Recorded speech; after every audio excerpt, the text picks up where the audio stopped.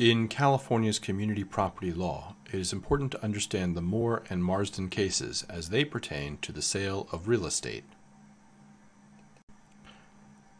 My name is Jared Clements, and I am a law student at the Kern County College of Law. I have made this video primarily for my classmates, but it is available to anyone who finds the information useful. MooreMarsden is all about figuring out how much money each spouse will get at the time of divorce from the sale of a family house. This method is used when one spouse owned the house before the marriage. This typically makes the house their separate property. It is important to note that this basic calculation only works if there has been no new mortgages on the house.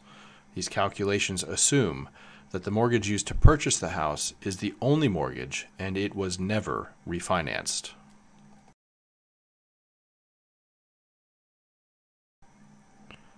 If the spouses use community property money, like wages from a job, to pay for the mortgage every month, then the community gets some portion of interest in the house.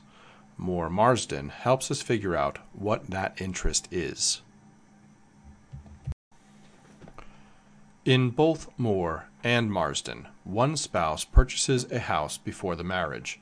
In Moore, the marriage occurs very soon after the purchase, so soon that the house is essentially the same value as at the time of purchase. Here is a graph of a house value over time. On the left, we have our purchase price. On the right, we have the final sale price at some time in the distant future. For the purpose of illustration, we assume that the sale price is higher than the purchase price. As a general rule, this is almost always true. In Moore, the marriage occurred shortly after the home purchase. We illustrate this by placing the marriage date at the beginning of our graph. Let's draw some wedding bells to represent the marriage of our two happy homeowners. The divorce happened sometime later, but before the house is sold. Under MooreMarsden, there is always a marriage after the purchase and a divorce before the final sale. We will show this divorce with a vertical line here to the right of the marriage line. Let's draw the scales of justice to represent the divorce. Notice on our graph that the purchase price forms a solid horizontal line. This reference value never changes throughout the marriage. This represents the amount of money that the spouse would have put into the house if he or she used separate property money to pay off the separate property loan. With each payment, the total contribution remains the same, and this line represents 100% ownership. Note that if we were to draw the line representing the marriage farther to the right, that the line representing 100% ownership remains the same. This is an important difference to remember when using the Marsden version of the calculation. Let's erase that line and take a look again at the Moore calculation. In both Moore and Marsden, the community makes payments on the loan during the marriage. This area, shaded here, represents the community's portion of the 100% interest. To find out what that percentage is, we divide the total community contribution over the purchase price. That percentage is the pro tanto interest of the community at the time of divorce.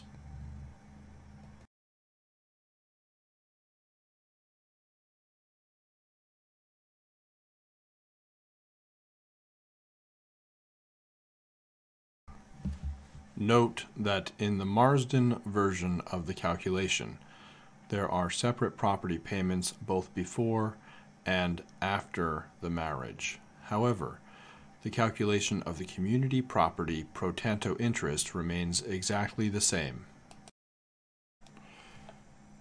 Now that we understand how to calculate the pro tanto interest, we can look at and appreciate how the court will divide the property value at trial. Note: the property value at trial does not require the actual sale of the property. The estimated value of the property at trial will satisfy the needs of the court. We will remove the portion of this graph that represents the continued growth in value of the home after trial. Of the remaining value, we can divide it into two parts. First, there is the mortgage balance. This is the portion of the value that would be paid back to the bank. The remaining portion is the equity or the cash that would be available to split between the parties. The equity can be further divided into two smaller zones. The equity can be divided into a reimbursement zone and an appreciated value zone. The reimbursement zone reflects all the principal payments made by either spouse since the original date of purchase. Because the property was not refinanced, the reimbursements and the mortgage balance should always equal the purchase price of the property. This is a good way to check your work. The remaining balance of value is the excess that remains due to the increase in value of the property. Under Moore, this portion is divided according to the pro tanto interest. Under Marsden, we must remove the portion of appreciation that occurred prior to marriage and the portion of appreciation that occurred after separation. What remains is the appreciation that occurred during marriage. This is divided according to the pro tanto interest. Notice that other than this difference, the Moore and Marsden methods are essentially the same. To summarize, there's a four-step process to a Moore or a Marsden calculation. Because these are essentially the same, there's only small modifications required for each. First, start by determining the separate and community contributions to the principal balance of the mortgage. Next, using the community contribution and the original purchase price of the home, determine the community's pro tanto interest as a percentage of the total house value.